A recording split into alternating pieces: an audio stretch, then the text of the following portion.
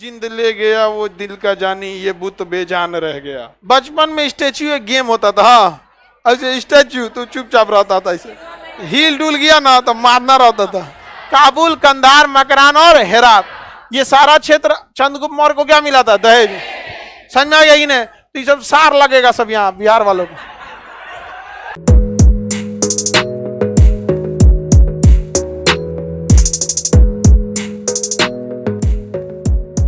धन लूटना 1000 से लेकर 1027 के बीच इसने कुल 17 बार आक्रमण किया। कितनी बार आक्रमण किया?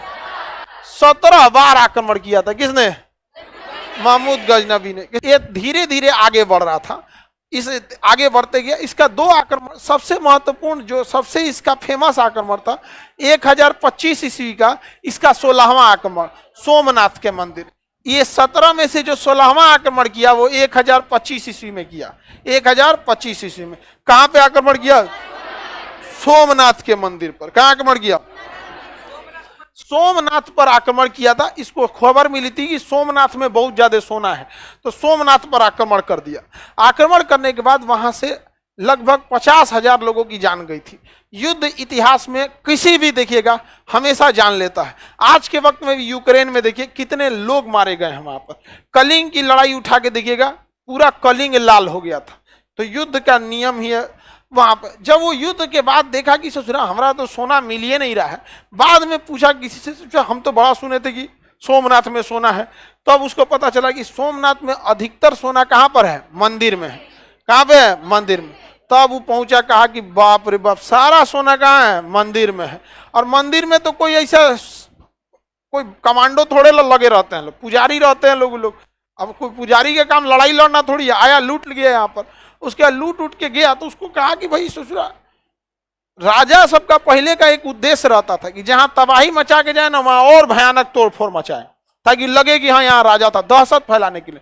मंदिर को भी क्या कर दिया? तोड़वा दिया। और देखिए मूर्ति को ना इंग्लिश में स्टैच्यू कहते। इंग्लिश में क्या कहेंगे? स्टैच्यू। स्टैच्यू जो जैसे किसी की प्रतिमा लगी रहेगी, उर्दू में उसे बुत कहते हैं। बुत, बुत मतलब समझते हैं? पुतला, मूर्ति। समझ में आ गया कि नहीं? बुत बोलते हैं, बुत।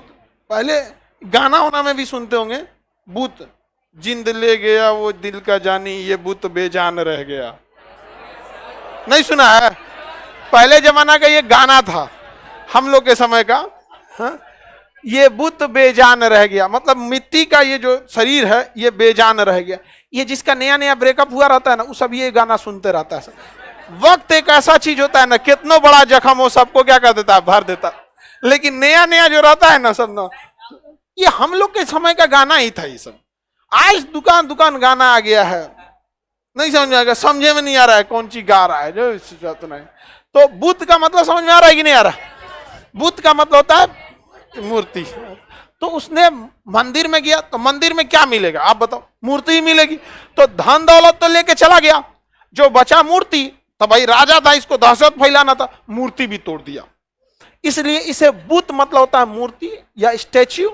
तोड़ने का अर्थ होता है सिकन, तोड़ देना। क्या हो जाता है? बुत सिकन। इसलिए इसे कौन सी उपाधि दी जाती है? बुत सिकन। बचपन में स्टैच्यू एक गेम होता था, ऐसे स्टैच्यू तो चुपचाप रहता था, ऐसे हील डुल गया ना तो मारना रहता था। आगे बढ़े। लास्ट में जब जा रहा था तो यहाँ पे जब 17वां आक्रमण हुआ था इसका, तो एक जनजातियों के खिलाफ था। क्या था? जनजाति। जब ये सोना लेके लौट रहा था ना, तो वहां पे जब ये पंजाब का एरिया पार कर रहा था, तो वहां जनजातीय क्षेत्र जो जाट का क्षेत्र आता है, वो जाट कबीले वालों ने इसके ऊपर आक्रमण कर दिया। उन लोगों को पता था कि बड़ी ज्यादा सोना रख ले, आई युद्ध करेगा नहीं, इसलिए लूट लो। तो पैसा ज्यादा रखा था, धन दौलत। आक्रमण कर दिया कबीला वालों ने, जाट कबीला वालों ने पंजाब के क्षेत्र में लूट लिया मोहम्मद गजनवी का सोना। इसका सेना आया, कहा कि हमसे टकराया है, मारेंगे अभी अगरा। तो मोहम्मद गजनवी क्या इतना सोना लेके आया है, पहले इसको रख के आओ। गया, सोना रखा, और रख के तब आया, युद्ध किया यहाँ पर इन लोग से। तो उसके बाद इसकी मृत्यु हो गई, अपने में मार दिया सब इसको। तो महमूद गजनवी का मुख्य उद्देश्य क्या था? हाँ, धन लूटना। यह एक बड़े साम्राज्य का निर्माण करना चाहता था। किसका निर्माण करना? बड़े लेकिन बड़े साम्राज्य के लिए इसके पास पैसे नहीं थे, इसलिए इसने 17 बार छोटे छोटे साम्राज्यों पर क्या किया था, आक्रमण किया था, जिसका सबसे बड़ा आक्रमण साबित हो गया सोमनाथ।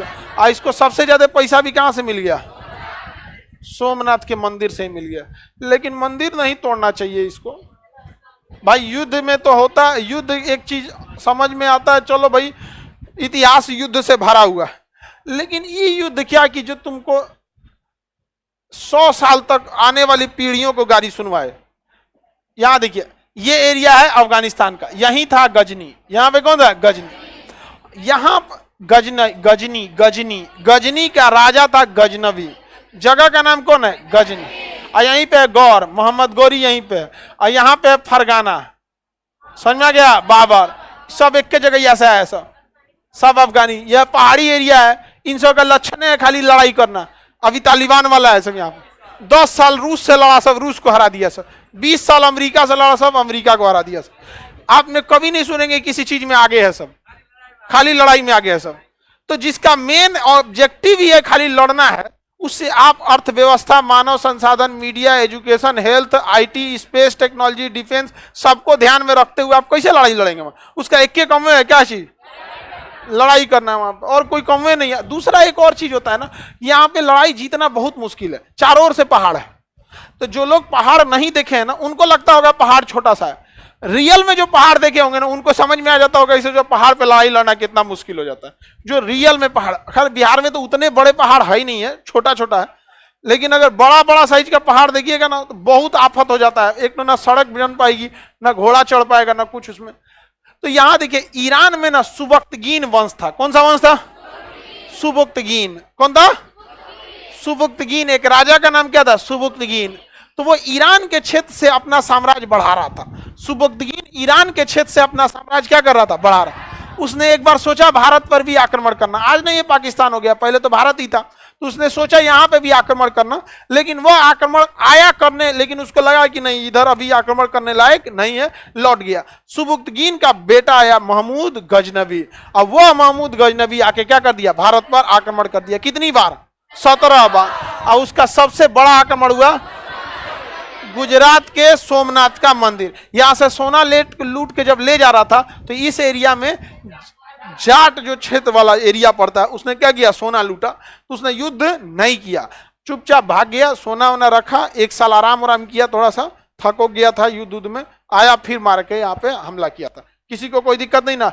हालांकि इस युद्ध में जब यहाँ आए आक्रमण किया था, तो यहाँ के राजा अजयपाल थे, क्या थे, अजयपाल ने कोई खास विरोध नहीं किया, और उस समय के राजा विरोध किए रहते थे, तो ऐसा हुआ रहता है। अच्छा जरा सोचिए, ये जो आके आक्रमण कर रहे हैं, हर्षवर्धन के समय कर जाते हैं, हर्षवर्धन चबा जाता है वहां पे, यहाँ पर अच्छा जो तूने आके हमारे यहाँ आक्रमण करो। अशोक के समय, अरे क्या बोलेगा अशोक के समय, चंद्रगुप्त मौर्य को तो दहेज में मिला था ये एरिया, अराकोसिया, जेड्रोसिया, पेरिस, पेमियाई पढ़ा दिए ना, काबुल, कंधार, मकरान और हेरात, ये सारा क्षेत्र चंद्रगुप्त मौर्य को क्या मिला था, दहेज।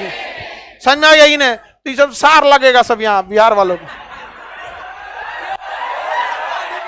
नहीं समझ में आ गया, अभी भी लगेगा सब हम लोग का क्या लगेगा सब यही ना बिया हुआ था कार्नेलिया का, बिहार में पटना में आई थी, पाटली वहां कुम्हरार में, कोचिंग से 2 किलोमीटर है यहाँ से कुम्हरार, बाजार समिति रेलवे लाइन के उस पर क्या आ जाएगा कुम्हरार, वहीं बिया हुआ था उसका, और दहेज में ये सब मिला था, ये सब एरिया, तो ये तो हितई हुआ हम लोग का, नहीं हुआ, रिलेशन हुआ यहाँ पर बात करता। तो कहीं ना कहीं बर्बादी में हम लोग का भी हाथ है।